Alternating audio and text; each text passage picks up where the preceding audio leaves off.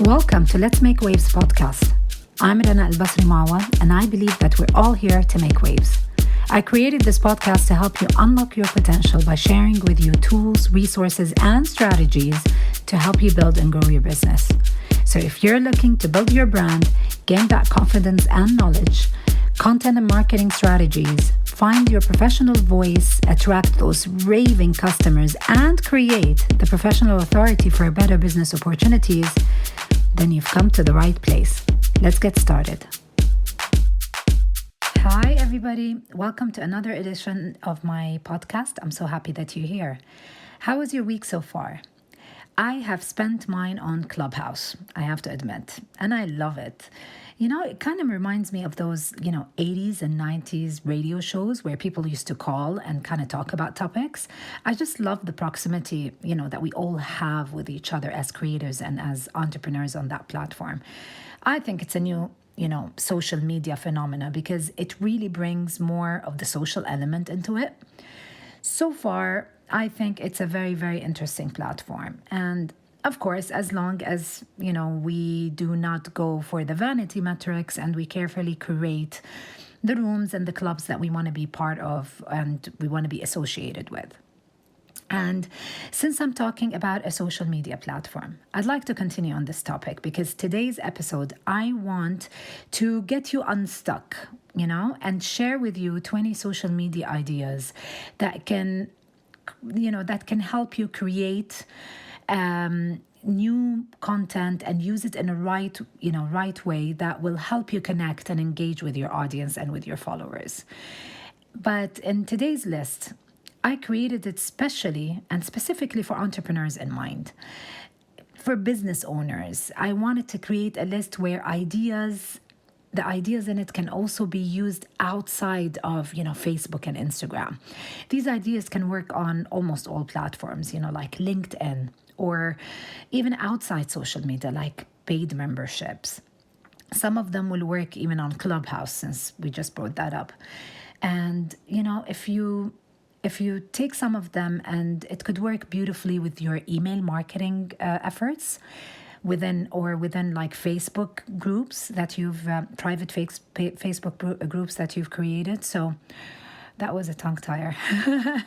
Anyway, so I don't know. I just thought that I really wanted to be more intentional and think more in the shoes and the minds of business owners, especially if they're taking care of their social media marketing on their own. All right, so you can use maybe a combination of it, email marketing with a social media platform. So it can work in different ways. And although the title of this podcast episode mentions social media, as I said, it's great ideas that you can reshape on anything else. So just think of the desired result: more leads, more connection with your prospects, engagement, relationship building, and hopefully, enticing them to try your service or buy into your service. So before I start with the list, I want to just emphasize, let's say, an important point. We have to look at social media platforms from a marketing point of view. Now, I know that some of you might know this already, but it is a good reminder for all of us, because these are platforms that can help us find our target customers or connect with them, win them over. It's a place where we can build trust. It is essential to always remember that we as entrepreneurs, we cannot depend completely on social media to build our business, or build our business exclusively on them, because the aim is to use these platforms because our audience is using them and we can connect with them there. But the ultimate purpose is to bring our clients over to our platforms, things that we own, like our blog, our podcast, our video platform on our website. Get them on our contact page, get them to book an appointment, or go to our online store, surf and shop, or, go on our page on Amazon to buy our book or whatever kind of online platform that we have. or download a lead magnet. This is the ultimate purpose of using the social media. It's to help us complement a way to reach our customers and get them on board, and not to use these platforms exclusively for our business. So whatever your business may be, social platforms are our megaphone.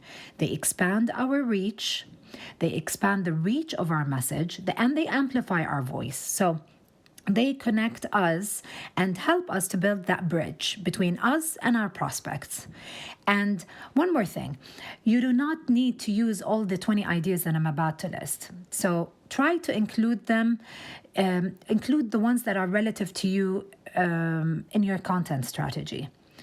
It will be counterproductive if you want, and it will affect the quality of your message if you use a lot of them, And it will also be very confusing for your audience. So just pick and choose what works for you and what you can actually create and what works for your business.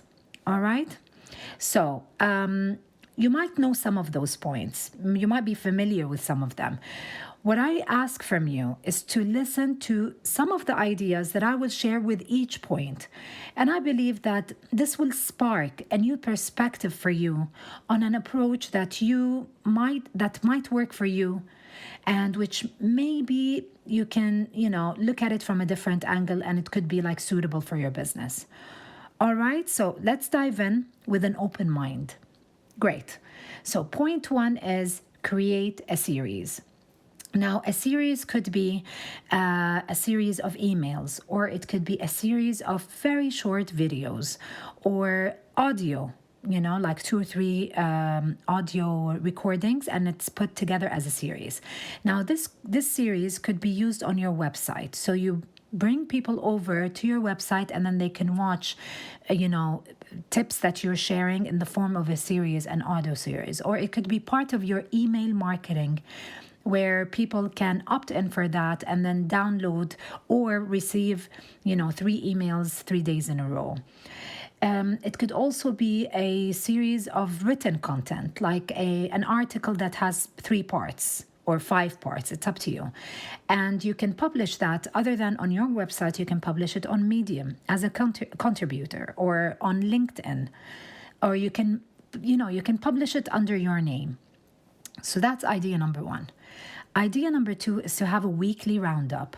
And weekly roundups are really cool when you are in any kind of business, because what you do is that you collect the best news or the best topics or things that sparked your interest, or things that you found creative, or whatever it is, and you can create a roundup. And what that does is that people will start seeing that, if they see you putting a roundup by the end of the week every Friday, and you share that roundup on your social platforms, they start expecting your roundup every single week, and they start waiting for you to share with them your take on things that has been publicly shared, or things that have been happening around them. Okay, so the third one is inside jokes about your industry. And it doesn't have to be jokes and, funny or anything that is sarcastic. But it could be that, or it could be things that are, people from the industry would understand it. And this works beautifully if you are in the advertising industry, if you're in the creative industry, if you're in the art collection industry, if you're even in the publishing industry, marketing, it's great, because then what you're doing, you're kind of creating content that sparks, kind of like interest from people who know you from the outside, but it's also something that will connect you with peers within your industry, and connects you with people that could be, great connections, people that you can partner with, or people that you can collaborate with, people within your industry. The fourth is behind the scenes. And this is something that is super popular and very interesting for your audience, because they always, it's been it's been so successful to see how do certain brands or certain people, how's their life, what is their behind the scene. And the behind the scene doesn't have to be something personal, like, how did I spend my weekend. It could also be behind the scene of an activity you're doing, or a project that you've recently talked about and now you share the behind the scene. Or it could be, if you've done something creative, like create a short video or create that, it could be bloopers. It could be the kind of equipment that you've used to shoot that video. It's endless ideas that could come from behind the scenes. It could be, if you're a writer, where's your writing space, what kind of typewriters that you use, what kind of material, how's your creative process. So behind the scenes brings the prospects closer to you, and they start relating to, finding points to relate to you and to relate to your journey. Number 5 is a day in a life. And a day in a life is perfect for individuals or entrepreneurs who have a certain process or a certain, very specific activities that they do during the day. So this could touch both on something inspirational and on the technicality of your work. So let's say you share something like, this is a day in a life where I will be traveling to another city to participate in a conference. What do I do? How do I prepare for it? What happens to me? Things at the airport, working on an airplane. It's like taking your audience on a journey with you of that day. And this kind of content, you can create it as not only as a video, it could be created as a series of articles. It could be a series of pictures, like a gallery. It could be in different formats. It could be even audio. If you have a podcast, you can do it over 2-3 parts, talking about what happened to you that day and how did you go about your business. The 6 is create your own weekly hashtag. Now, I'm sure that you've seen certain hashtags that became popular for certain days, like, I don't know, Throwback Thursday and things like that. Now, these are the common hashtags. What you can do is create something that you publish on weekly basis. So it could be Football Friday, if you are, into sports marketing. Or let's say it could be something about Tuesday's tips, or, for example, Chat with Rana. It's every Thursday. So this is just to give you an idea. It's a hashtag. It starts small, but the whole point of it is that as you gain momentum and as the consistency happens every week, that hashtag becomes identifiable, and people will start using it, and kind of, when they're searching for you, they can find it. It becomes popular. The 7th is creating a challenge. Now, I've spoken about a challenge before, and a lot of entrepreneurs might think, a challenge is much easier if you are a service provider, or if it's something that is perfect within your business niche, like if you're a coach or you're a trainer or something like that. But actually, a challenge can be, it can be shaped in such a way that it could be an option for your business. So let's say a challenge that comes to a chef would be to create, for example, 5 new dishes with the same ingredients for 5 days.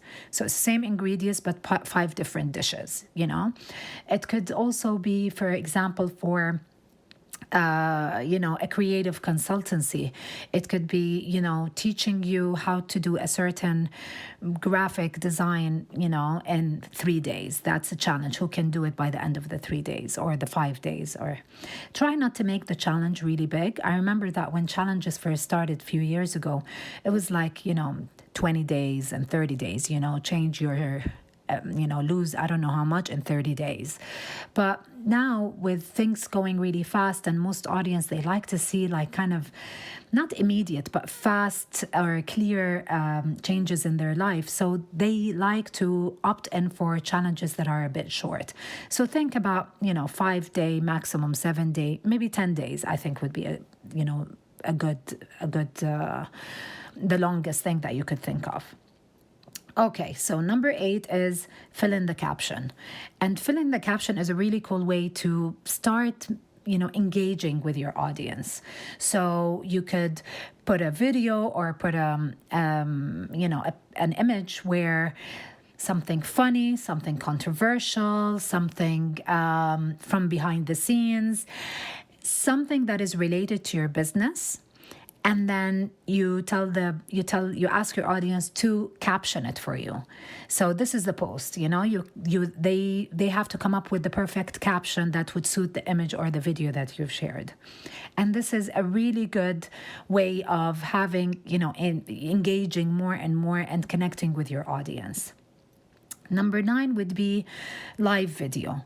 Now, live video doesn't have to be only live in the terms of, coming up and maybe having just interviews or anything like that, or a live session that you have during an event.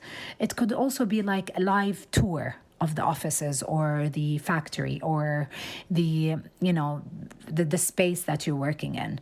It could be a live tutorial or a webinar. So if you're in the business space, a webinar would be great to do live.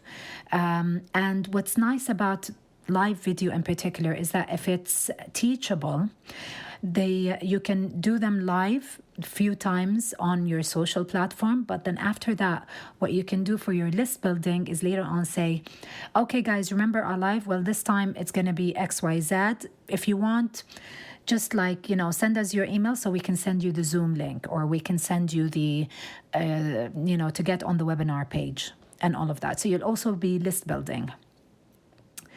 The 10th one is hosting Q&As. Now, hosting Q&As doesn't have to be only in the traditional sense. So you ask people to send in the questions, and then you go on live and you answer these questions. So you go through the list and you answer them. It could be Q&As in the sense that you go on live, or you can even pre-record it if that's an option. But now with COVID, it's a little bit difficult for us to create groups and meet somewhere. So virtually live would be much easier. So you can go on live, but invite your audience to ask a question, but ask it live as well. As in, you get them on board, they press a request so that they can share the screen with you, and then you're actually chatting. Now, a lot of people might feel uncomfortable to go and live, if they're just the audience. So what you can do is you can create Q&As on your social media, and then after a while you can have a special Zoom group that you invite your audience to it, and then it becomes like you can create breakout rooms and then go into those rooms and answer questions. Or on the homepage of Zoom, you can people can put their hand up, have the mic, and then it becomes really easy to connect with them and see them face to face, and you're creating a community kind of feeling. And you can limit the number of people who can be in those Zooms or in those live Q&As. So it doesn't have to be really big, but if it's frequent, if it's consistent, let's say once a week, every single week, you'll have a chance to see more and more people come up and participate and start talking about it and looking forward to it, because they get to have a chance to ask you, to be with you, to connect with you in person. And that's a big deal. So after the Q&As, the next one is profile your team. And that's amazing for even the small businesses out there, because even if you have one team member or two team members, it doesn't have to be in organizations where there's like 10 plus employees.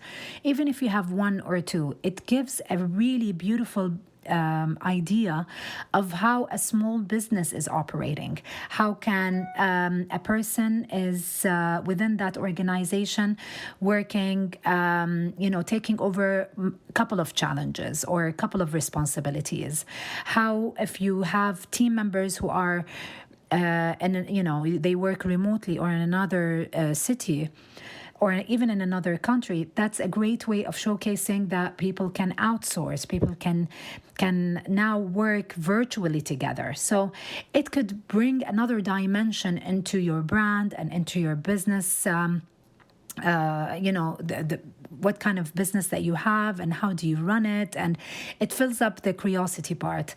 Now this also, all of these, some of them would work for LinkedIn. So even if you have a small business, if you have a company page, then these are really nice videos or articles or images that you can use on your LinkedIn platform, and that kind of establishes your business, and it establishes that it's it is the size that it is, it's growing, it validates its seriousness within the industry. Okay, so the next is, which is number 12, I believe, is host a room on Clubhouse or host a Zoom chat, which we've talked about during the live Q&As. But this one in particular, it's hosting it instead of a live video on social media by doing special Zoom chats, or on Clubhouse. You can also host it to discuss a topic and then go in depth with it. So it's like a tutorial or it's like a webinar, but it's more it's more conversational. So people can actually take part in that discussion, can stop you on point 1, point 2, or 3 and discuss it more and ask more questions, and can even participate in adding value to the points that you're trying to share or teach, or or give as tips. So this particular thing of having these kind of rooms or hosting these very intimate Zoom groups, these are the great community builders, and they are ways or opportunities for you to build that know, like, and trust factor. And it also builds how can I say, people, it builds loyalty, because when people see the real person behind things, when they interact with that person, and of course if they've tried the service or they've tried the product that you're selling, that even builds more loyalty, and the word of mouth is will get magnified then. Number 13 would be ask the audience ideas. So what you're creating is that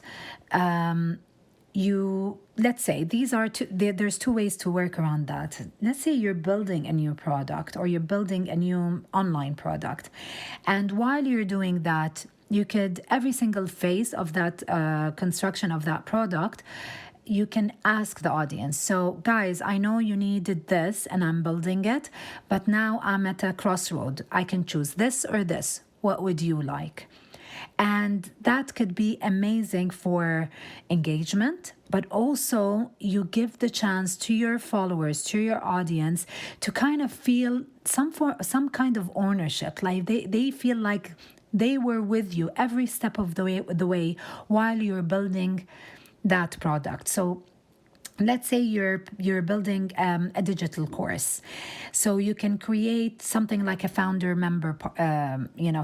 member scheme, where it's like a beta version, where you get a small group of people, you try it on them, see if the course is really good, and then that's when you launch it. That's the same thing that you can do with the product that you're doing. You can have just a beta version of the product, and then from there goes into mass production. This is one of the most effective, engaging activations that you can do. It's really, really powerful. We've reached number 14. Yes. So number 14. I'm looking at my notes, and yes, yeah, I'm right. Yeah, number 14. So 14 is sharing a controversy. So, now, this doesn't have to be, and I really hope that you don't share certain controversies. I think there's certain topics that should not be shared, like, like politics or religion and things like that. But a controversy could be something that is important to your community that happened, or something that is in the industry that took place. It could be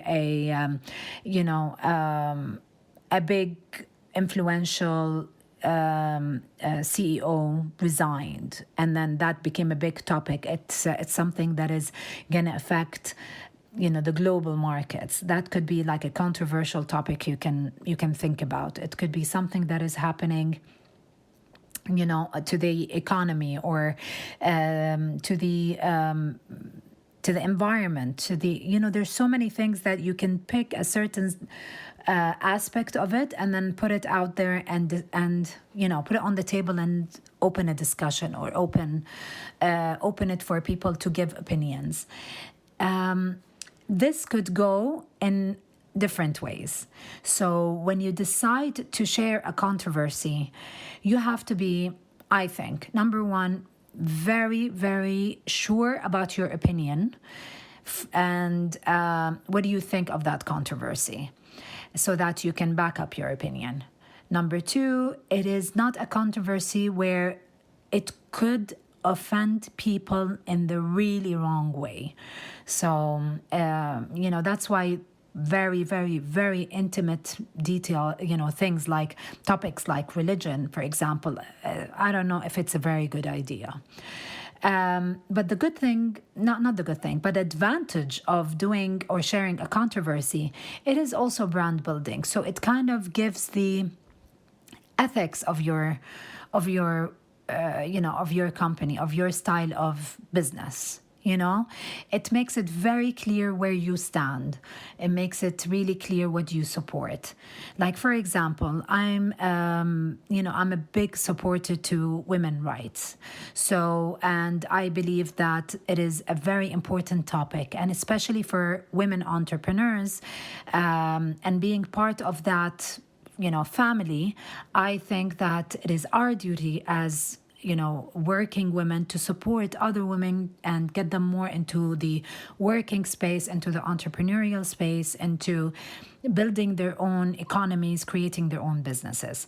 And that's very clear, because even in my social platforms, I share things. I share success stories that, women out there have broken some kind of glass ceiling, and things like that. So it's very clear that this is something that I believe in. It's something that is very important to me. And if it's controversial, I don't mind backing it up and backing my belief and my opinion. And it also builds my brand in the sense that I'm a female entrepreneur, and I fully support other female entrepreneurs.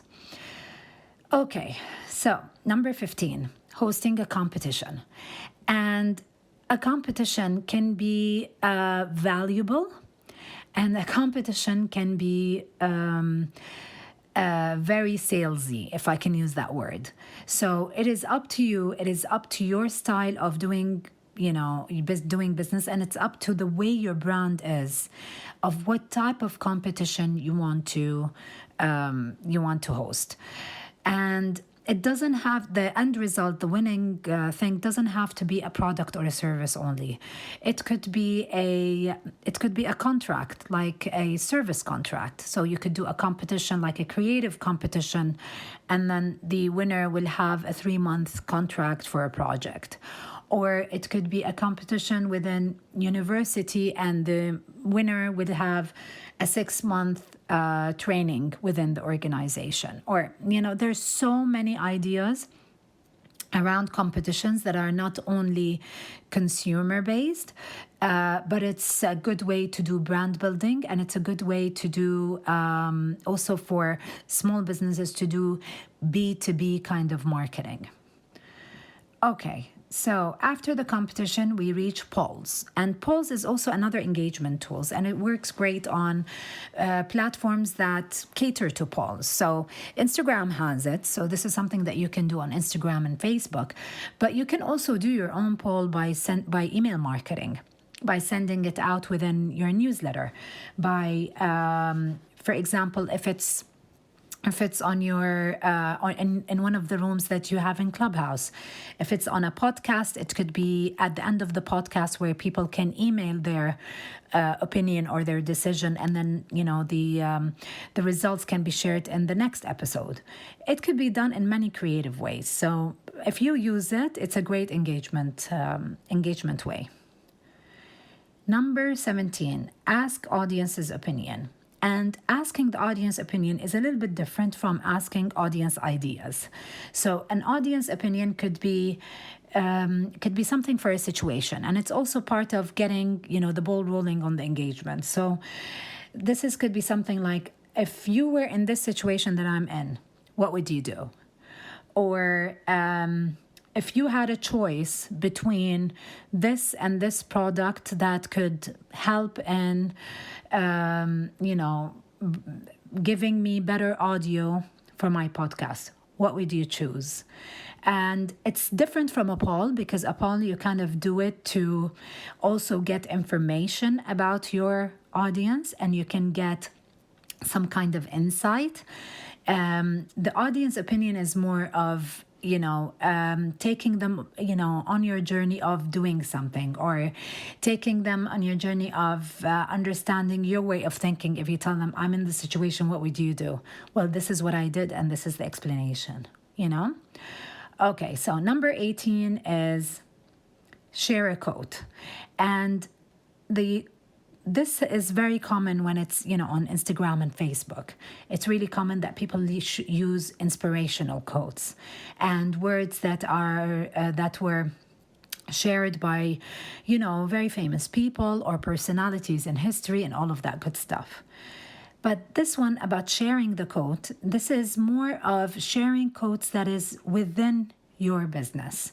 So if you've done you worked on a really juicy, beefy article, or you've done a very condensed, informative podcast or video, you can take bits and pieces from that content and put it in the form of a quote and put it on other platforms, other social media platforms.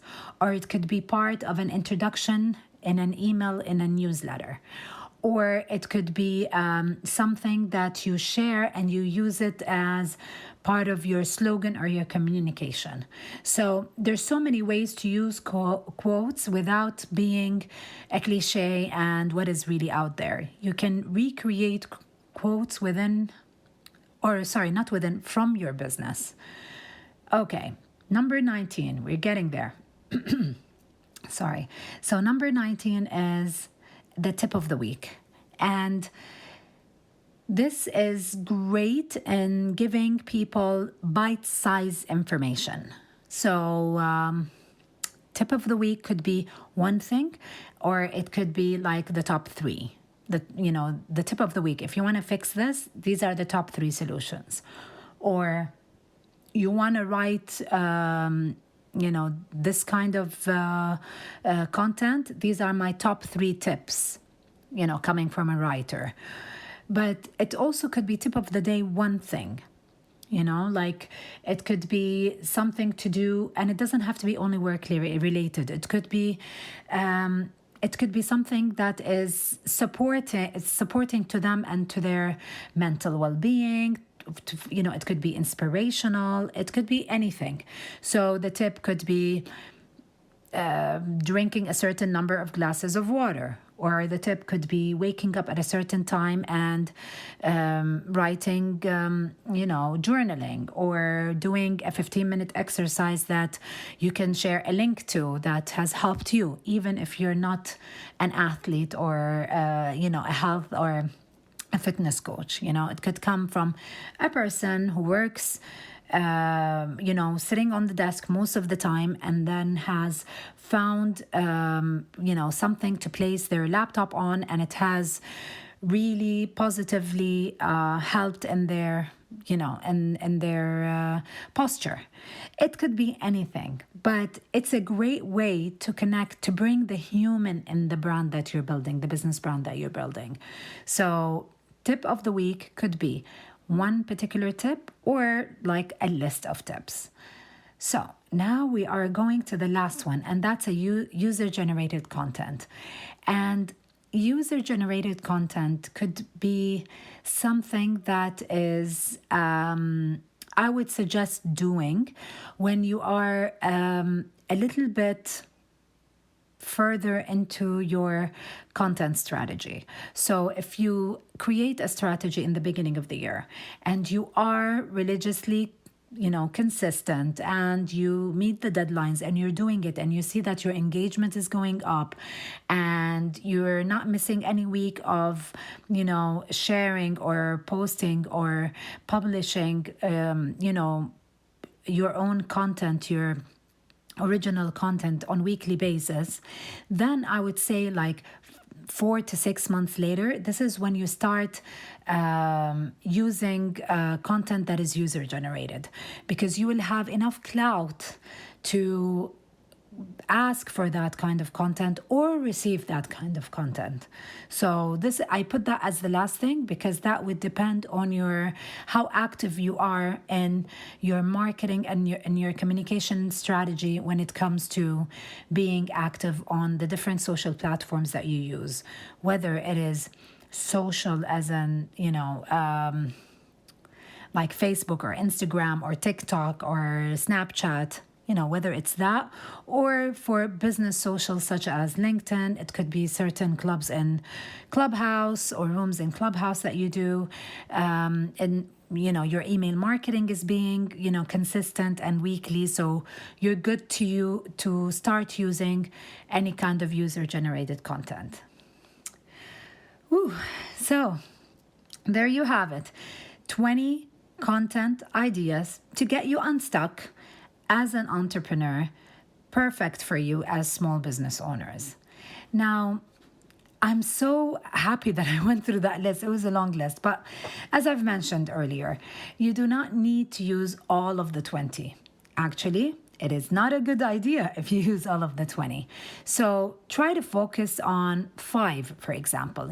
Do them, perfect them, build that engagement, and then you can add 1 or 2 more to your strategy. The important part is that you are using creative new ideas to engage with your audience. Showcase your brilliance, share your voice, build that influence, and ultimately bring them over to your platforms to create that interest to work with you or to buy from you. Also, these ways are budget friendly. If you have a small marketing budget, please consider, a few of them, because some of the ideas can be thought of in advance. So your planning and your creation and your scheduling, you can do it, like a month in advance. And batching is a suitable way to handle that, most of the time. Now, I know that content ideation, planning, and execution can be overwhelming. It might feel like you're never ready with ideas or it's like time consuming, especially when it comes to staying consistent on social media and being present there. And that is why by starting out with these, 5 out of the 20, creating the material and badges and then scheduling them, you take off loads off your shoulder when it comes to social media content for weeks, because you can do that a month in advance or even 3 months in advance. It gives you time to implement other content marketing strategies that you might have planned for your business other than those. So I also have, by the way, a free quick start guide to building your personal brand in social media, which is a great prerequisite if you want, if I can call it that, to these 20 ideas. The link will be below in my show notes. It's totally free. Just download it, take a look at it, and it will help you a bunch. Okay, I hope that this episode was inspiring and that the free downloadable will help you to kickstart and get organized, and most importantly, intentional in your content creation, especially on social media. So that brings us to the end of this week's episode. As always, I would love to hear from you and what you think. So let's start the discussion in the comment section in my show notes, ranamawad.com/16. Or better enough, you can leave me a review and maybe a 5-star if I deserve it. Let's connect also on Instagram. I'm very active there at rana.mawad. Thank you once again for tuning in. Can't wait to touch base with you again next week. So till then, have a great week and take care.